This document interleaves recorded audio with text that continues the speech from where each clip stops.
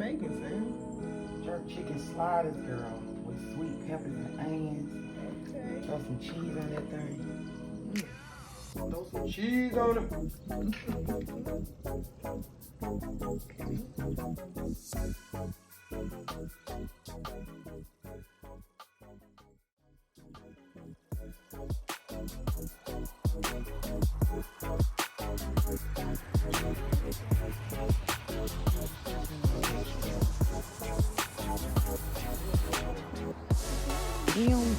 Damn, yes. Hey, girl, hey. I got them on that honey. I got them on that honey. I know The what they do. consistency along with the, it's not too sweet. And I don't use tahini, you know that? Like most hummuses. I don't use Oh, you better give me that list, princess. tahini is sesame seeds paste that down to a paste. So I just use grapeseed oil. The only thing missing are those muffins. You can't have knowledge of that. No! They are a signature, but we're trying to introduce the new product, so that's the It's thing. good. You know, I thought that went with today. But wasn't that on the menu that you said? I can see no super set. Don't be coming out here with that. Put it on the menu. It was not on the menu. I did you a lot. We wanted it to be there. I had a Caribbean thing for this party. Delicious. That's what I had. That's what we got. I had a Caribbean. So I'm a spice girl. Me too. But the spice is so good for you. It's so good for your digestion system. Absolutely it is. And I try to pair it with cool stuff like the mango and the spot, you know, and the sweet peppers, just to. But And making your own, using peppers and making your own condiments, like hot sauce instead of using store bought. Yeah, so the beef barbecue sauce coming next. You know what I'm saying? Yeah. Is that okay? I done messed the hot sauce. The hot sauce, yeah. Heck, my kids could make it. Right good. The big barbecue sauce. Yeah. That's a blood thing. I've never had beef barbecue sauce. That's with the mushrooms are cooked now.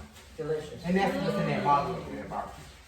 And that's just to enhance the barbecue sauce. Instead of using tomato-based barbecue sauce. Yeah, get your little cocktail in the garden. Come on, Jeanette, hold it up. You had that pinky up, right? Get your cocktail in the garden. Get your cocktail in the garden. I'm a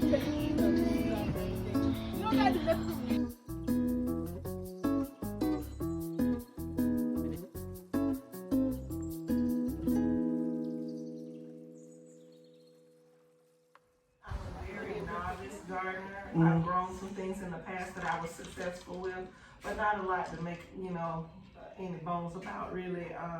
But that is something that I would like to get into doing more of. With gardening, and this is one thing I said to Sam the other night, you care for the land and it'll care for you. Yes, I love that. It comes right there. That's your heart desire. Yeah, absolutely. That's what you said. I enjoyed today.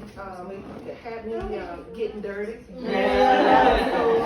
In a good way. You know, you gotta get it out the mud. Absolutely. Get it out the mud.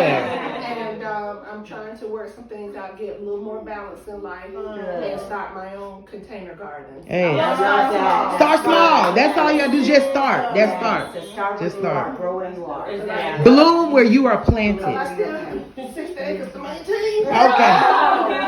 Thank you, Janetta. Out to you guys. Oh my God. But where it has inspired me was spiritually. So it made me think about the wheat and the tares, right? Yes. But it made me think about if the more knowledge you have, because this is wisdom and knowledge that you guys are presenting to each other.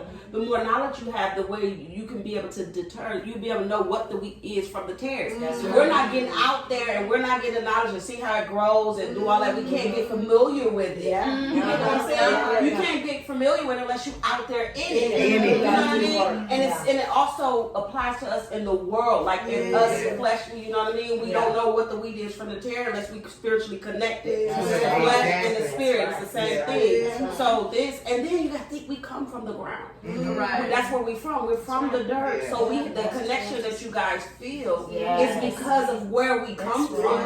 So I believe it's a lot of connections that people have. Like this, they just don't know how to tap into it or how to connect to it. So when I tell you, This is amazing.